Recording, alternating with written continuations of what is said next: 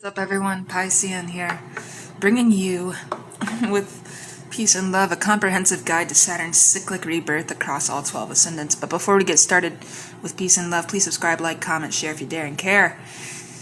And yeah, let's talk about it. So, as you can see, it's my advanced astrology manual of planetary returns, specifically Saturn's, with appendices on Jupiter, Mars, and nodal returns. So first, I'm going to give my forward on this, the genius of the return. So a planetary return is the moment a transiting planet conjoins its natal position exactly, closing one cycle and initiating another. No return is more mythologized or more misunderstood than the Saturn return, occurring approximately every 29.5 years, ages 27 through 31, 56 through 60, 84 through 90. The Saturn return demands structural integrity. Test the foundations you have built, discarding what is false and cementing what is real. And this manual treats the Saturn return not as a generic crisis, but as a highly specific alchemical process determined by ascendant-ruled house placement, sect, essential dignity, and the geometry of simultaneous transits. The result is a rigorous house-based delineation framework for each rising sign, followed by appendices expanding the methodology to other planetary returns. The genius of the return is what that is. So, onto Saturn returns foundations. So we look at Saturn's condition by the ascendant, first of all. Before interpreting a Saturn return, the astrologer must assess Saturn's natal condition, being the house placement determined by the ascendant, as well as the sign, element, modality, dignity, debility. Sect, diurnal Saturn in a day chart is more constructive, and nocturnal Saturn in a night chart is more severe. Aspects, especially to the luminaries, angles, and ruler of the ascendant. Retrograde status, not natal retrograde Saturn. It often internalizes the return's pressure. Alright? So the return activates all these factors simultaneously. The same Saturn at 10 degrees Aquarius behaves differently for an Aquarius rising first house than for a Leo rising seventh house, not only by house theme, but because the entire axis of self, other, initiative, response is polarized. Now we look at the three Saturn returns: the return, the age range, and developmental task. So our first Saturn return we receive in this human life, we're going to start to notice at the age of 27, and it's going to peak around 31. And this is when you truly embody adulthood. You shed parental societal programming. You establish career and relational structures. Okay? Very hard lessons. Second Saturn return occurs when you're 56 through 60 years old. And you consolidate your legacy, confront mortality, transmit wisdom, retire, or renew vocation. Third Saturn return occurs when you're 84 through 90. If you make it, surrender to eternity. Final distillation of life's meaning, the sage or the bitter recluse. This manual primarily articulates the first return, though the house themes repeat in evolved form at later returns. Okay? So now let's look at the Saturn return by ascendant, starting with Aries ascendant. So for Aries rising, we see Saturn's natal house is the 10th, alright, of career, public standing, and authority. So Saturn rules the 10th, which is Capricorn, and the 11th, Aquarius. The Aries rising native experiences Saturn's return as a reckoning with worldly ambition.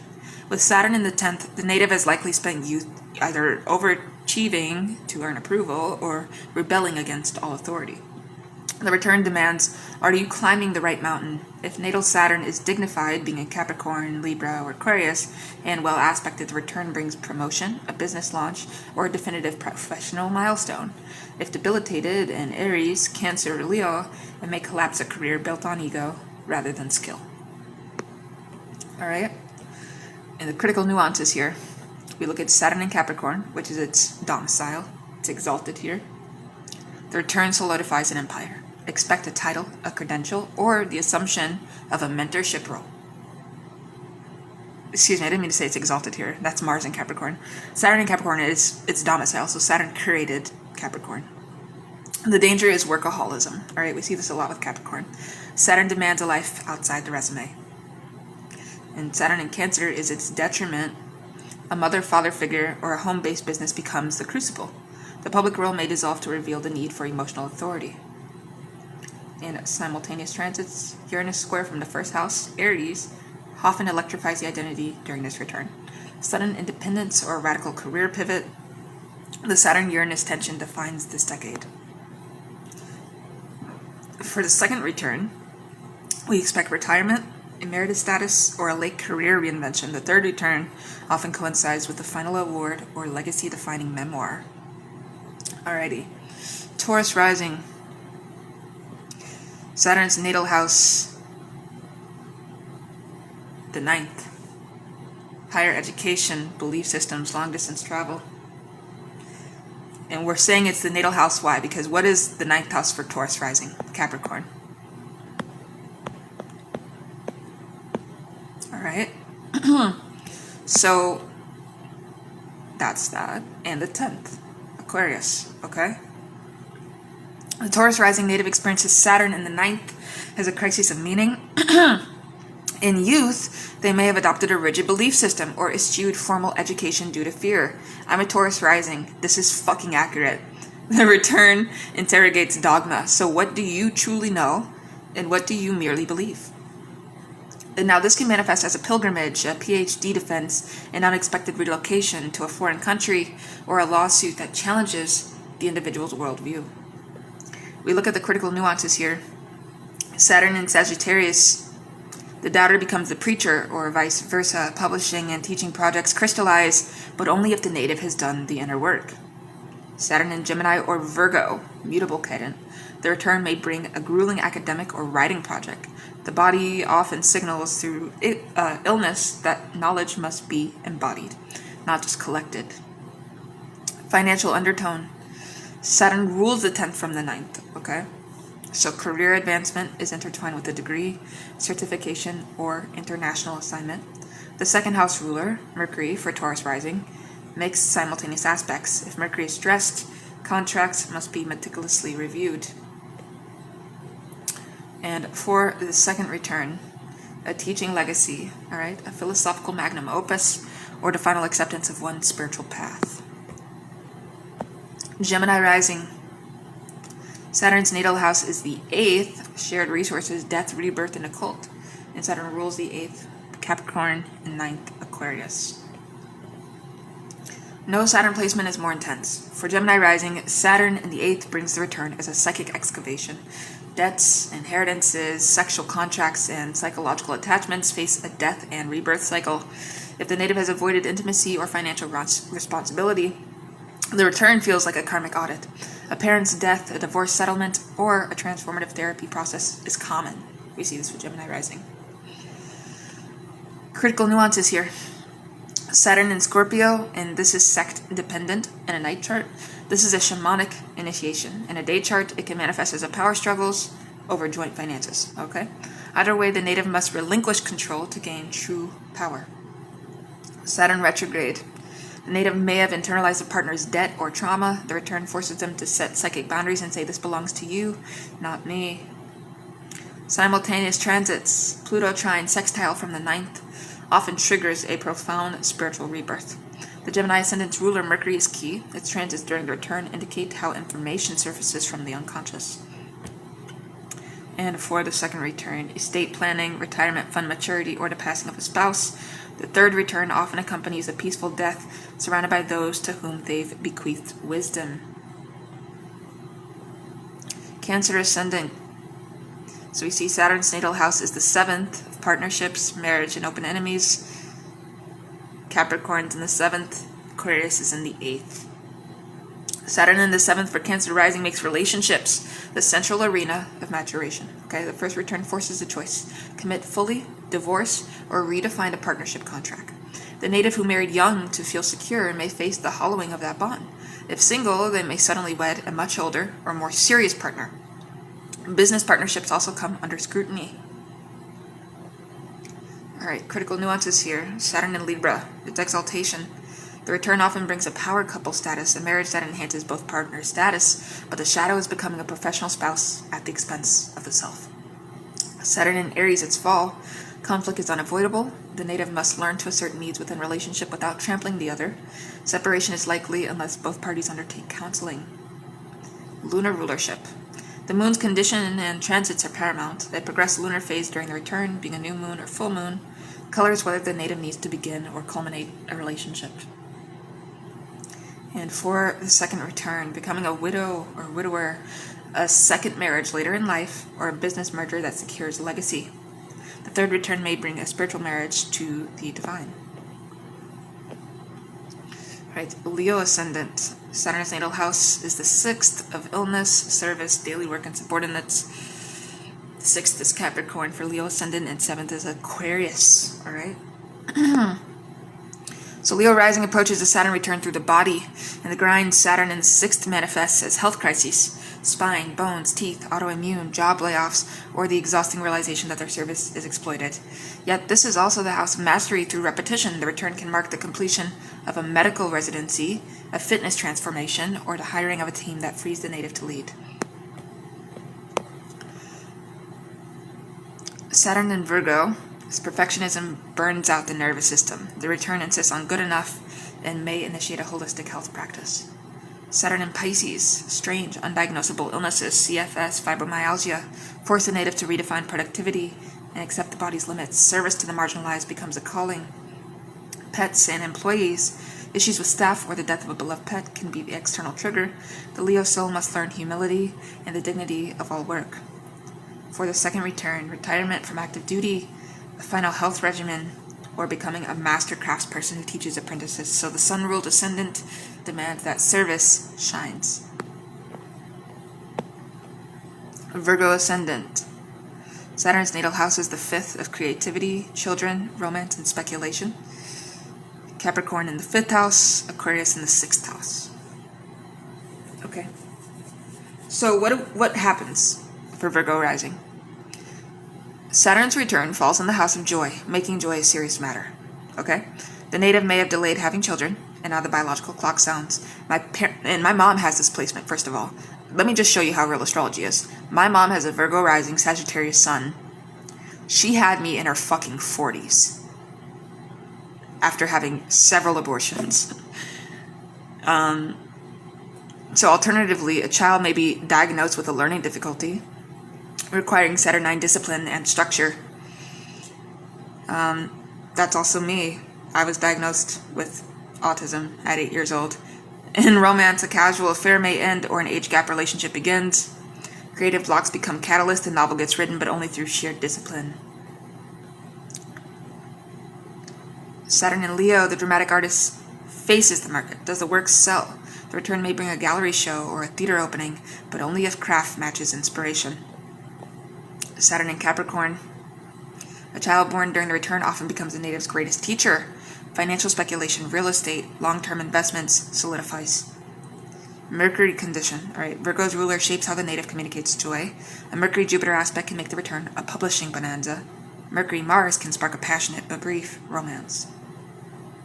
For the second return, grandchildren, legacy creative works, or teaching the next generation. The third return often aligns with the child's major achievement, reflecting the parent's structured love. Libra ascendant.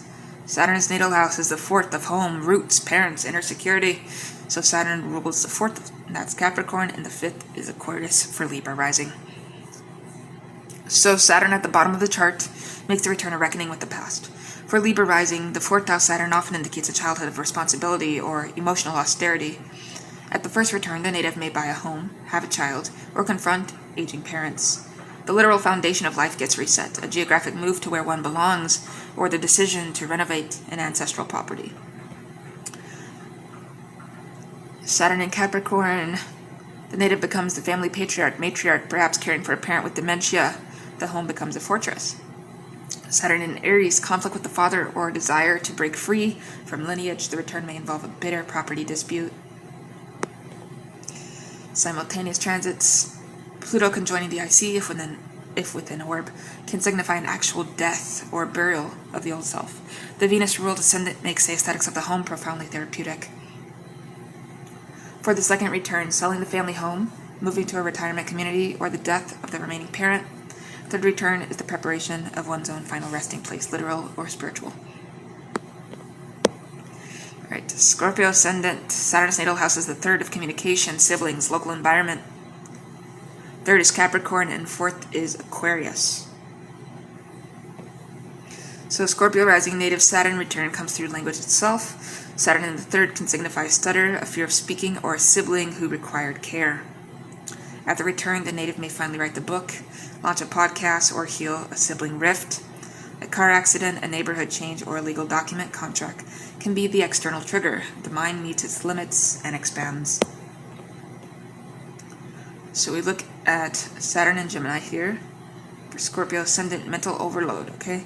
The return often involves a diagnosis like ADHD or OCD and the subsequent structuring of thought. Teaching becomes a path. Saturn in Aquarius, the native joins or leaves a community, perhaps an activist group, professional network. The internet presence crystallizes. Mars rulership. Mars transits during the return are explosive. The native may explosively argue a truth or burn down an old belief system. Siblings may marry, divorce, or pass away, altering the family communication pattern.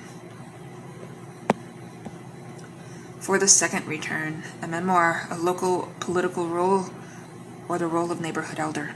The third return often brings aphasia or selective silence. Communication becomes purely telepathic or soul-based. Sagittarius ascendant, Saturn's natal house is the second of money, value, self-worth. Second is Capricorn, and the third is Aquarius. So Sagittarius rising faces the Saturn return as a financial and existential audit. Saturn in the second house manifests as a poverty consciousness in youth, or conversely, a relentless drive to accumulate. The first return asks, what do you truly value? A job loss, a bankruptcy, or an inheritance forces reevaluation. If the native has built skills, the return rewards with increased earning power and professional respect.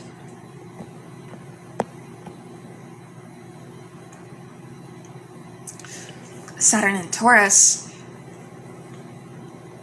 the return tests patience with money. Slow accumulation wins, and property investment may culminate.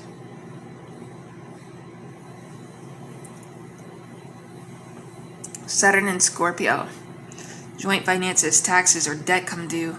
The native may face a crisis of self-esteem tied to sexuality or a partner's resources. Jupiter rulership. As the ascendant ruler, Jupiter's transits during the Saturn return signal the abundance available. A Jupiter return within a year of the Saturn return amplifies both loss and gain. The native must stay grounded.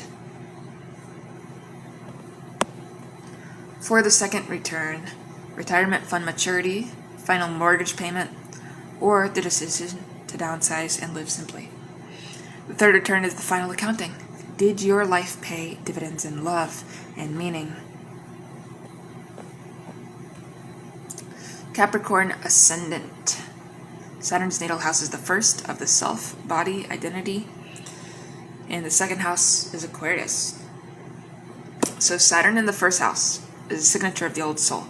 For Capricorn rising, the Saturn return is an embodied identity crisis. The body may show signs of aging, gray hairs, teeth issues, just as career peaks, but this is a birth, not a burial.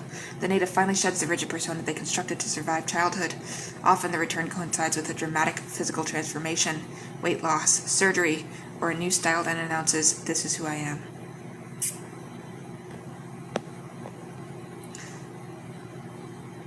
Saturn in Capricorn, its domicile. The classic late bloomer, the return confirms their life direction, a CEO position, a political office, or a marriage that solidifies status. The risk is an over-identification with the public role. Saturn in Cancer, its detriment. Parental crisis or a home-based identity shift. The native may become a mother-father at this time, redefining the self through caregiving. Saturn retrograde. The identity crisis is deeply internal, and they may feel lost while outwardly succeeding. Therapy helps externalize the inner authority. For the second return, retirement from a public life, a facelift, both literal and metaphorical, or the assumption of an elder statesperson role. The third return at age 88, 89 often brings a peaceful conscious death. Saturn's final gift is sovereignty over the soul's departure. Alright, Aquarius ascendant. Saturn's natal house is the 12th of unconscious institutions, solitude, and liberation. So for Aquarius ascendant, Aquarius rising, Saturn is the hidden lord. The 12th house Saturn return is perhaps the most esoteric. It dissolves the ego's attachment to the material world. The native may enter a hospital, ashram, or retreat. They may experience a dark night of the soul. Sleep disorders, depression, or reckoning with addiction are common. Yet this is the house of liberation. The return can mark the completion of a great spiritual work, Silent retreat that realigns the entire life, or the release of a lifelong secret. Saturn in Pisces. The mystic faces the temptation to escape. The return demands a disciplined spiritual practice, Kriya Yoga, Vipassana, rather than fantasy. A guru or a teacher may appear, or the native becomes one. Saturn in Capricorn, institutionalization may be literal, parent in a nursing home or the native working in a prison or hospital. The challenge is to maintain boundaries in a porous environment. Uranian influence. As modern ruler of Aquarius, transiting Uranus often aspects the return, square or opposition, from the 4th or 10th house, shocking the system into awakening. The native may suddenly move to a foreign country to serve or isolate. For the second return, true retirement from the world, Sannyasin's final vow, or an experience of the bardo while still living. The third return is dissolution. The native may die in their sleep or in deep meditation, having already released the body and consciousness. Pisces ascendant. Saturn's natal house is the 11th of friendships, community, hopes, and dreams. Saturn in the 11th, Capricorn, and the 12th, Aquarius. Pisces rising experiences Saturn's return in the house of the future. The native's dreams of social change, friendship circles, and long-term goals undergo a radical culling. Friends from youth may disappear, or the native may realize they have outgrown a community. The return often brings the launch of a nonprofit, a political movement, or a collective artistic project. The question is, what is your offering to humanity, and is it sustainable? Saturn in Aquarius, a natural placement for organizing people. The return may bring an elected role in a community group or tech startup that hopes to change the world. Alienation is the shadow. The native must learn to belong without conforming. Saturn in Leo, the tension between personal creativity and collective responsibility. The return may force the artist to engage with an audience or fan base in a mature way. Jupiter rulership. Jupiter's condition is vital. A Jupiter return coinciding with the Saturn return magnifies the hope or the disappointment. The native may gain a massive social following or lose faith in a cause. For the second return, philanthropic legacy, a foundation bearing their name, or the quiet, anonymous donation of a lifetime's wealth. The third return reunites them with their soul family on the other side. Let's look at our appendices here. Jupiter return by ascendant, quick reference. Jupiter returns every 12 years. Unlike Saturn, Jupiter's return is an expansion of the natal house themes. For each ascendant, Jupiter occupies a specific house and rules another, and the return brings a wave of growth, travel, and opportunity, but also the risk of excess. And here's our brief key.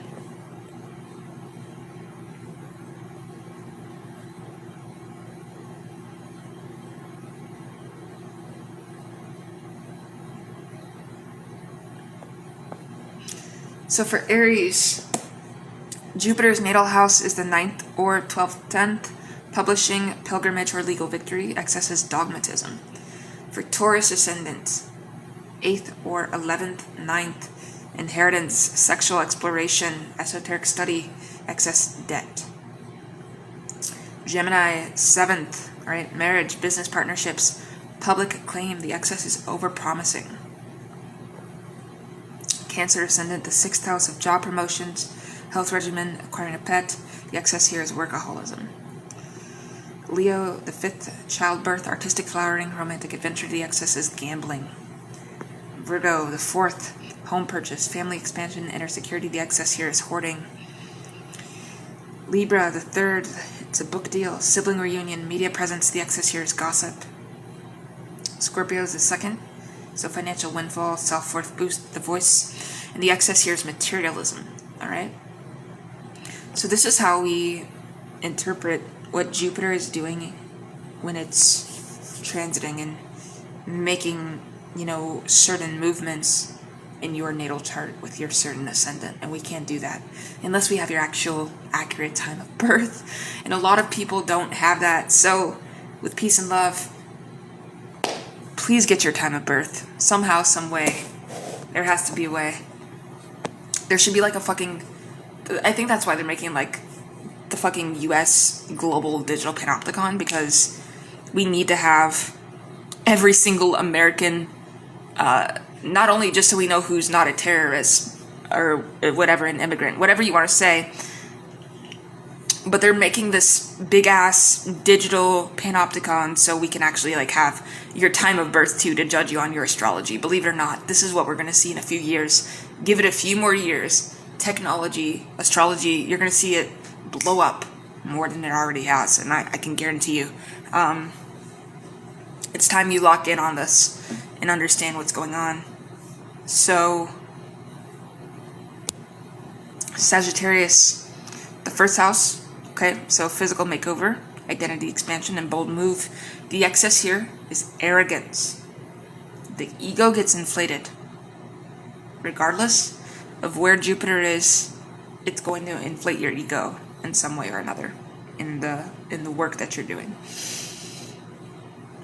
Okay, so Capricorn is Jupiter in the 12th, bringing spiritual retreat, ashram stay, hidden blessings.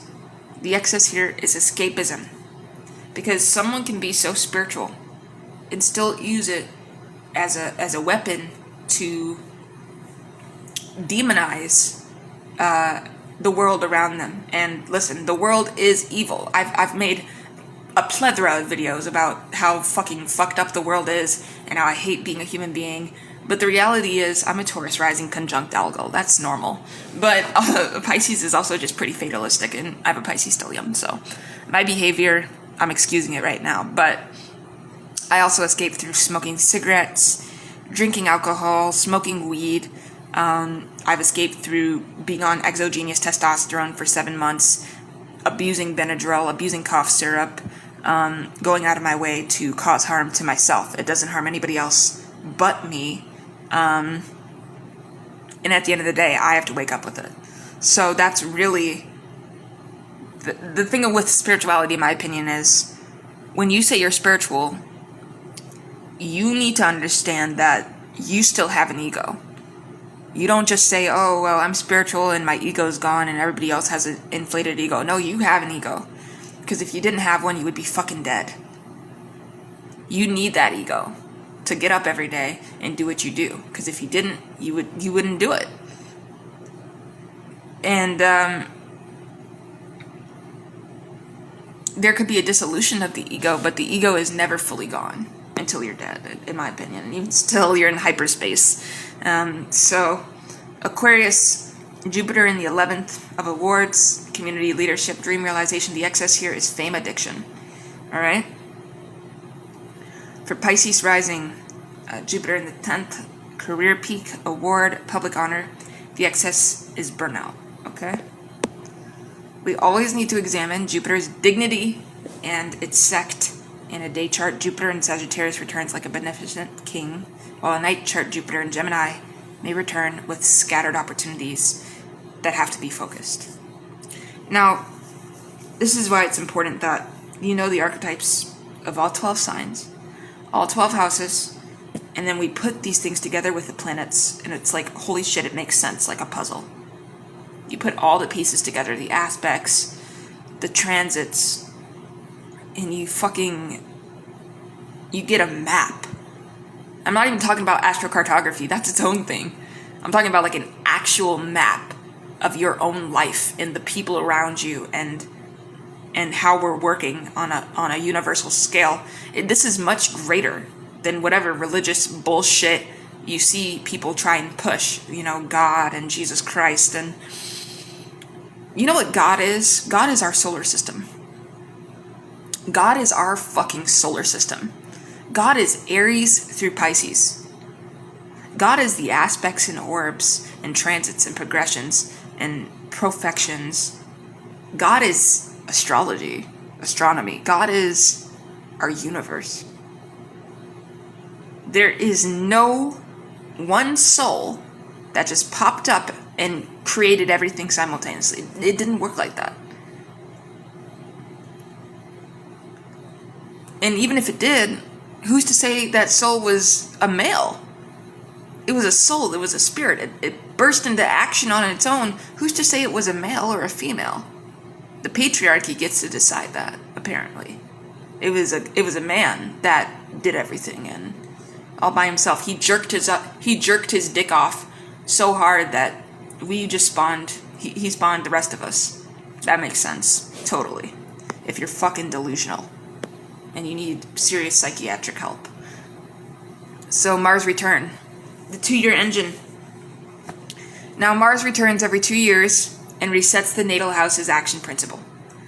For advanced work, the Mars return chart, which is cast for the moment of exact conjunction, is a potent predictive tool for the 2-year cycle. And we look at the key by the ascendant, okay? So, Aries rising, Mars in the first house. We see new physical regime, identity assertion. Taurus rising. Now, this is technically wrong. Mars is in the 9th house for me. Some might have Mars in the 12th house. It brings hidden anger surfacing, retreat, and recharge. I'll just simply tell you. Mars in the 11th, activism, group leadership, goal acceleration. Mars in the 10th is career blitz, public confrontation. Mars in the 9th is crusade for belief, aggressive travel. Mars in the 8th house is sexual assertion, debt resolution, and surgery. Mars in the 7th house is partner conflicts or passions, legal actions. Mars in the 6th house is health overhaul, work conflicts, mastery of a craft. Mars in the 5th house, creative sprints, romantic pursuits, competition. Mars in the 4th house is home renovation, family feuds, inner courage. Mars in the 3rd house is sharp communication, sibling assertion, neighborhood activism. Mars in the 2nd house is earning money aggressively, defending self-worth. So the Mars return is a tactical supplement to Saturn's strategic overhaul. Nodal returns are way different because it takes 18 years to even have these return. So like Rahu and Ketu are way different from your actual planets. These are points. But the return either way reorients the soul's direction. Because the nodes are always retrograde, the return is the dissolution of the old Ketu pattern and a magnetic pull toward Rahu. Because why? Ketu is the dragon's tail. It's the body without a head. It doesn't have any way to communicate what it's feeling besides its body. And then Rahu is the head. It needs that. And this is where we say, I'd say this is a form of ego collapsing. Because if you didn't have Rahu for Ketu, you wouldn't be here. If you didn't have Ketu for Rahu, you wouldn't be here. The moon's lunar points. Alright, so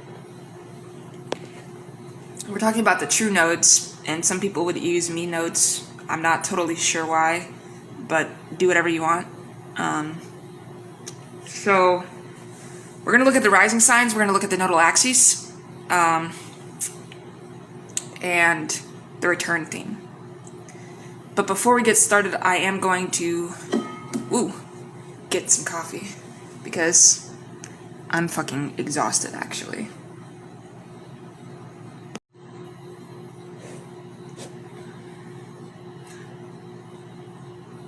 Alright, so you want to look at the nodal axes here, like Aries, the 1st house, Libra, the 7th house.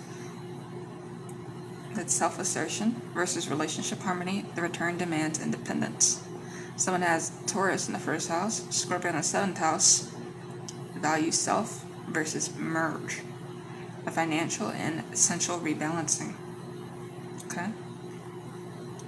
Gemini in the 1st house, Sagittarius in the 7th house, information versus wisdom, a writing or teaching destiny. Cancer in the 1st house, Capricorn in the 7th house, nurture self versus achieve, parenting versus career climax. Leo in the 1st house, Aquarius in the 7th house, personal creativity versus collective cause, performance or leadership. Virgo in the 1st house, Pisces in the 7th house, service versus surrender, health crises leading to spiritual path. Libra in the 1st house, Aries in the 7th house, diplomacy versus warriorship, partnership redefinition. Scorpio in the 1st house, Taurus in the 7th house, intensity versus stability, psychological rebirth. Sag in the 1st house, Gemini in the 7th house, guru versus student, a publishing or pilgrimage destiny. Capricorn in the 1st, Cancer in the 7th, career versus family, public status versus private nurturing. And Aquarius 1st house, Leo 7th house, community versus royalty, eccentricity versus heart-centered leadership. Pisces in the first house, Virgo in the 7th house, mystic versus critic, art versus service, dissolution of boundaries. The nodal return is the most fated of all. Its lessons often manifest through eclipses in the year surrounding the exact return. Always examine the nodal rulers by sign and their aspects to unlock the full karmic narrative. Now we have an integrated timeline laying returns over a life.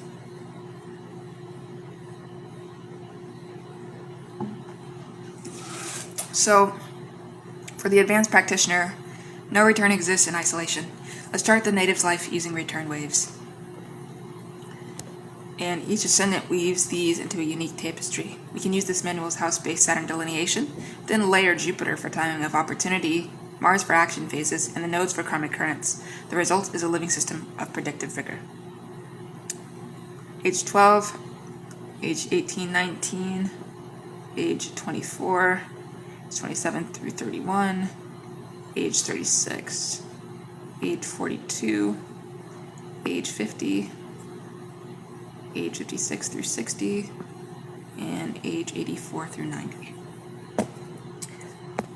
In my next video, we are going to go over